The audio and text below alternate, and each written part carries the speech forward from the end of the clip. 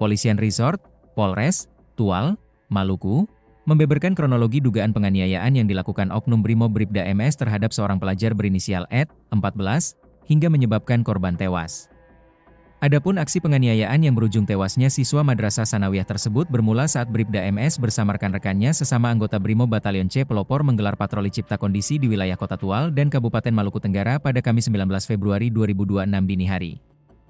Patroli dengan menggunakan kendaraan taktis itu awalnya dilakukan Bribda MS dan rekan-rekannya di kawasan Mangga 2 Langgur sekitar pukul 2 WIB. Namun, dalam patroli tersebut, tim mendapat informasi dari warga bahwa sedang terjadi aksi keributan yang berujung pemukulan di sekitar area TT Pancing. Tim lantas bergeser dari Langgur menuju Desa Fiditan Kota Tual.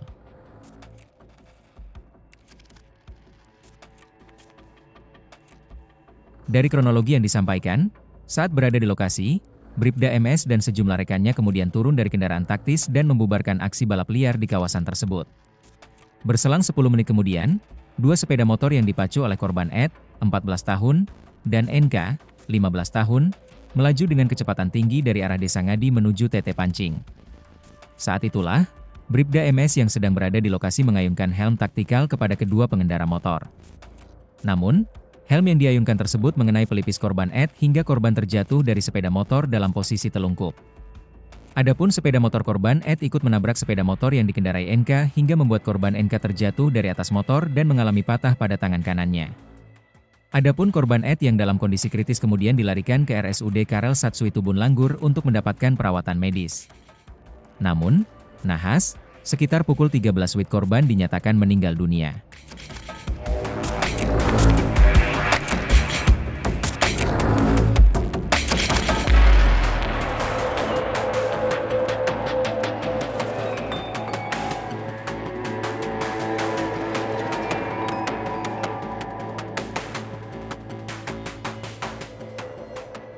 Polres Tual, Maluku, menetapkan anggota Brimob Bribda MS sebagai tersangka terkait kasus dugaan penganiayaan terhadap Arianto Tawakal, 14 tahun, seorang pelajar MTS hingga tewas. Saat ini proses lidik sudah naik ke sidik dan status Bribda MS dari terlapor menjadi tersangka, kata Kapolres Tual AKBP Wansi Des Asmoro dikutip dari Antara, Sabtu 21 Februari 2026.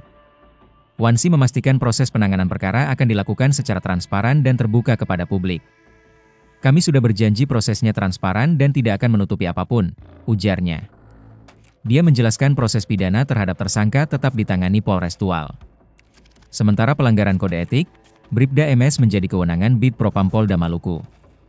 Pada Sabtu pagi Bribda MS sudah diterbangkan ke Ambon guna menjalani pemeriksaan di Polda Maluku. Pelanggaran yang masuk ranah kode etik menjadi kewenangan Bid Propam, dimanapun personel tersebut bertugas, jelas Wansi.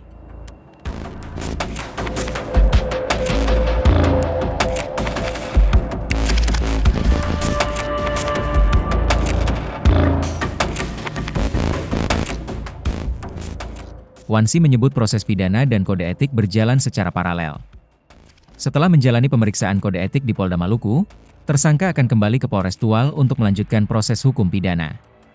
Polres Tual juga telah menyampaikan surat pemberitahuan perkembangan hasil penyidikan, SP2HP, kepada keluarga korban pada Jumat 20 Februari 2026 malam. Sementara surat pemberitahuan dimulainya penyidikan, SPDP, dijadwalkan dikirim ke Kejaksaan Negeri Tual pada Senin 23 Februari 2026. Lebih lanjut, dalam penanganan perkara ini, Kasat Reskrim Polres Tual Aji Prakoso mengatakan sudah ada 14 saksi yang diperiksa. Mulai dari pihak korban maupun terlapor, untuk memperkuat konstruksi perkara. Kami telah memeriksa para saksi, dan keterangan para saksi menjadi dasar dalam proses penanganan perkara ini, ujar Aji. Menurut dia, dengan status tersangka tersebut, Bribda MS dijerat pasal 76C Yungto pasal 80 ayat 3, Undang-Undang Nomor 35 Tahun 2014 tentang Perlindungan Anak, dengan ancaman pidana maksimal 15 tahun penjara.